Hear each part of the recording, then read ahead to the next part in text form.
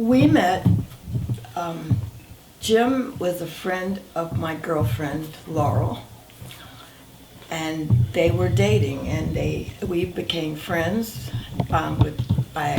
Jim was actually at the wedding, at my wedding with Bob Daughtry, and we met. And then 20 to 25 years later, Laurel had been married for 25 years herself, and Jim was recently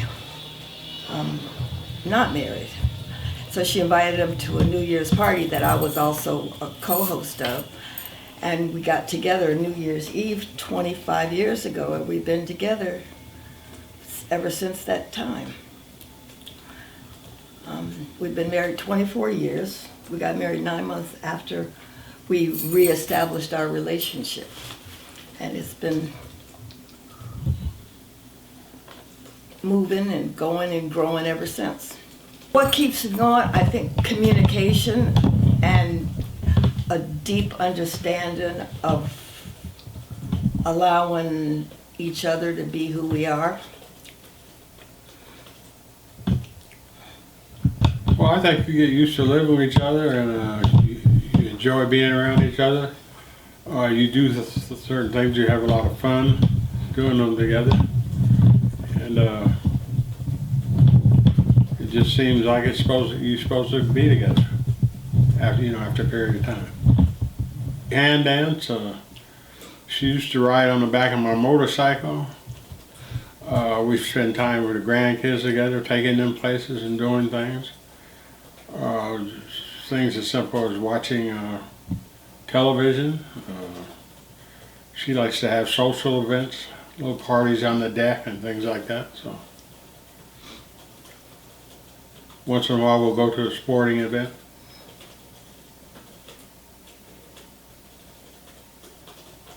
Do you think anything else we do? I think the real bind is to keep it in communication open, and again, allowing each other to be who we are. And I think that is the really big part of the success that we have had. I think the thing that brought us really closer together, and I kind of think of this as reinvigorating our relationship or establishing our relationship, is when I had COVID and I was in nursing homes and hospitals for 12 months with COVID. And I'm usually the one who kind of fixes things and makes it work, and I couldn't fix it, so he had to be my spokesman. He called the hospital every single morning. I said once a day, he says twice a day, but I know he was there at 7 in the morning calling, because the nurses would say, "Mr. Miller's on the line, make sure you treat her good." And I think that deep respect for his caring and taking care of things that basically I had always taken care of, and he had to come in there and do it, and he stepped up without a doubt. And I know that's what husbands and wives are supposed to do, but I also know that doesn't always happen. So I'm more respectful than ever before, and it brought me a new kind of love for him, a special love that continues to grow. When I had COVID, I was in the hospital. 3 times they said I was not going to make it, that what had collapsed. Initially she was put on a ventilator. She's on there over 2 weeks, and she had triple organ failure. Her liver, her lungs, and her heart were failing. And the doctor said if any one of them failed, there's nothing they could do, and they couldn't bring her back or anything. And so the second time, she had a major surgery because of the COVID, and she almost didn't make it out of that. And then, over a period of a year, she was in the hospital about 6 times and in rehab 3 or 4 times. And in a little less than a year before she initially went in for COVID and was on a ventilator, she had sepsis, which, as you know, is a killer. And she was in the bacteria. And she was in the rehab, and they called me and said she wasn't responding. And so they took her to Suburban Hospital. And later the doctor told me that the second time he saw her, he started to ask to see her arm bracelet, see if it was the same woman that he saw the night before. So she was able to pull through that and go take, some very strong antibiotics and live for that. And since that time, she's, steadily gotten better. And he mentioned Suburban Hospital, but initially most of my illness took place at Holy Cross Hospital, and they really did an excellent job of taking care of it.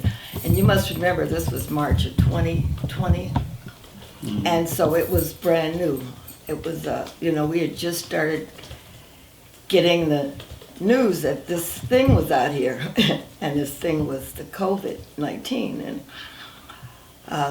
and most people, I certainly wasn't taking it seriously because I thought there's no way in the world I was going to get COVID. As a matter of fact, my girlfriend I talked to on the way, Jim had taken me to emergency first up on Georgia Avenue, emergency healthcare place, and she said, "Jackie, I think they said you might have COVID." And I said, "Violet, I don't have COVID." And the next thing I remember, it was 3 weeks later. And I remember going through the hospital and going through a lot of doors, but I knew I didn't have COVID, and I told her that. And obviously I did. And the complications I got were a result of being in the hospital. And they took good care of me, but obviously, it was something new. And it was a really horrible feeling and a depressed feeling being in the hospital because your spouse couldn't visit you, your children couldn't visit you, your friends couldn't visit you. And every time somebody came in your room, they were dressed up like they were in space garments, and all you saw were their eyes. So I got to identify people by the earrings or their walk or their, I couldn't see a smile, but that's how I got to know who people were. And I said, oh, there goes, for instance, Pat. I know Pat because I know that walk. But it was a very depressing time, and if they forgot to do something, or I forgot to ask something, they'd have to disrobe, put on the space-like outfit again, and head and everything covered but their eyes, and they'd have to come back in, and then they'd address whatever the issue was that they or I had forgotten. I thought I was going to die. I just figured, I told my mom, I said, I guess I'm going to see you sooner than I thought. And my sister, who had passed away the year before, 2019, of a heart attack. At Suburban Hospital, when I woke up one of the times, the last time in Suburban Hospital, the time before that, there's so many times, and I woke up and I was there, I was traumatized because the last time I was there, I had identified her body. And there I was, didn't know I'd even been there because I'd had one of those, what did I have that last time? Sepsis. Sepsis, yeah, I didn't know. They asked me my name, I couldn't tell them what it was. And so thank God one of the nurse's aides said, I think we need to send her to the hospital. So I'm so thankful for all the nursing staff that's there, the doctors, of course, and the nurses, but the aides they become your soulmates, they become your friends because you don't have anybody else there, you don't have relatives. They look out for you. And I would say 95, maybe even higher than that, % of the folks that worked in the hospitals and the nursing homes were excellent, committed people. They almost had to be because they were, this was a new thing and the hospitals were being filled. But through all that, Jim was able to get through and help make sure I got the care that I needed. And I'm sure that he's responsible for my being here now. I'd get up every morning about 6 and try to get them get the nurse before they change shift, leave a message and tell the nurse to have the doctor call me. It has different specialists, and then they have people on call. They come in, and the doctor's on the floor. They change from week to week to week. And then I would call in the evening, for an update. And, it was a very, very, I don't know how to explain it, but when somebody tells you your spouse is may die, but you think, what am I going to do? You know, and so 3 times. I would always cut those thoughts and try to be positive, and I'd start praying. So that's what got me through that. But you know, Jackie, once she came off the ventilator. In fact, she came off the ventilator on my birthday. But once she came off and she came out and went to rehab, you know, she's a very busy person, so I was back and forth to the rehab sometimes twice or 3 times a day, taking her computer or her brush or whatever she needed. So, you know, she kept me busy that way. I had 2 computers in the hospital. Then she was home maybe 2 weeks after she came home, after, you know, she survived the COVID, and I was playing 9 golf, and days. the doctor called me and said, we need to have, you know, do surgery today. I said, was it life-threatening? He said, if we don't do the surgery, it will be. And then Jackie's on the line, she said, I want to live, so I said, do it. So they did that. And then she came out, and then there was after that major surgery, there was a doctor who kept talking to me. Jackie was in pain, and she kept requesting medicine for pain, and he wouldn't give her, he didn't want to give her pain medicine. He thought she was becoming dependent or faking, because with her personality, she'll smile and grin, and then, oh, I'm in pain, I'm in pain. So, you know, I had a little bout with him.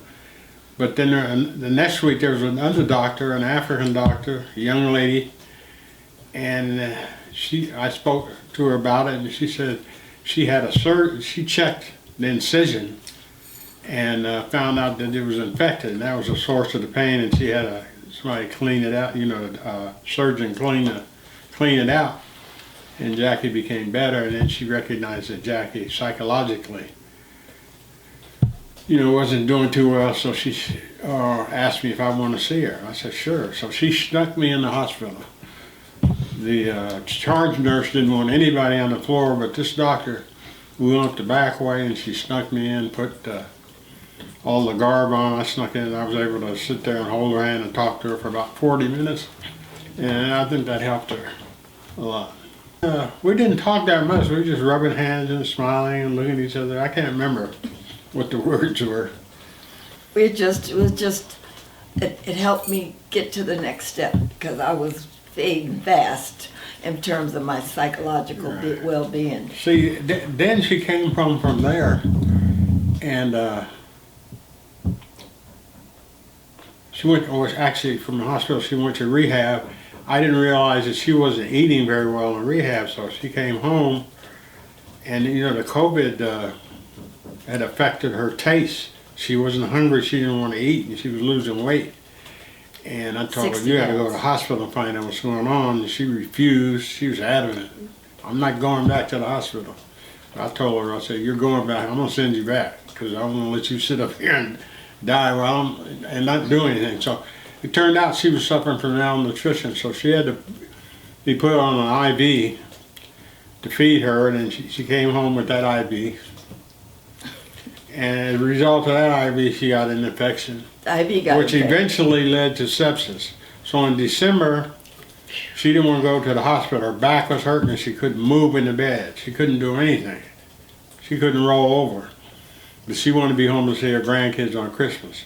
So after Christmas, we were able to get her an ambulance to take her to the hospital, and they determined she had, you know, this infection in her blood system, which caused sepsis. And, so they put her on the antibiotics, but those didn't work. So the specialist, they sent her to the hospital, and the specialist, he prescribed an antibiotic that eventually worked. And then she came home, and gradually, you know, and actually during the time she was in the nursing home, in the latter part of 2020, she was working in the hospital and the rehab. She had a computer, and then I had a personal computer and a work computer. Yeah, and then she came home and started working. Eventually she would, was able to walk again easily, and start driving the car, and You're going places. And that time I was at the Washington Hospital Center, who also did an excellent job. It was very different than the other hospitals because it was much more, it was busy. It was like a little city. The Washington Hospital Center is like a little city, a little busy city, but very good care at all the hospitals. But the last time, each time I went to the hospital, and there were 6 occasions. The last time they said, well, which nursing home, which rehab center are you going to? I said, I'm going home. And I came home, and I've been home ever since, and that's the latter part, around the 28th, the last day, I think, of February. And I've been here, so this is my health anniversary this month. 1 year of healthy living. And, you know, one of the things I did mention is that when I was in the hospital, when you don't use your limbs, they forget, they atrophy. So I had to learn how to walk again. And I had, as a matter of fact, I have 3 of them, walkers. I had one for outdoors, which was a little heavy-duty one, and lighter weight ones for inside. And I kept one in the car because I couldn't walk very long for a very long period of time without it. God is so good.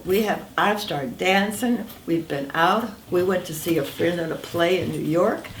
We caught the bus, and because there's so few people traveling, it was like a private bus almost. There were like 6 people at the top level, and then they make it so that nobody sits next to you when you're on those big mega bus types. And life is going back pretty much as natural. I read about people that have really bad after effects. I've been blessed. I don't have a colon now, which is, I don't know if I should say that on, I don't know what that is, but that, you know, has its challenges, but most of the time I don't realize that I have ileostomy. I don't realize I even have a bag, or I forget I have it. Except when I got ready to come down here, I realized I hadn't emptied it. Which took a few more minutes. Life is moving. It's very, very positive. As a matter of fact, a lot of holidays that I spent without my spouse. And Jim says, I said, what are we doing for Valentine's Day? He said, whatever you want to do. I'm not going to let you spend those holidays by yourself or without me anymore. So I've made arrangements for us, and next year he'll make the arrangements. But I made the arrangements this year for us to go see the show. This year she asked me if I wanted to go here, and I said no. But I didn't realize that it was for her birthday, so I had to change my mind right quick. I think because of her feelings, but I didn't realize it was her birthday. I think our pastor helped that.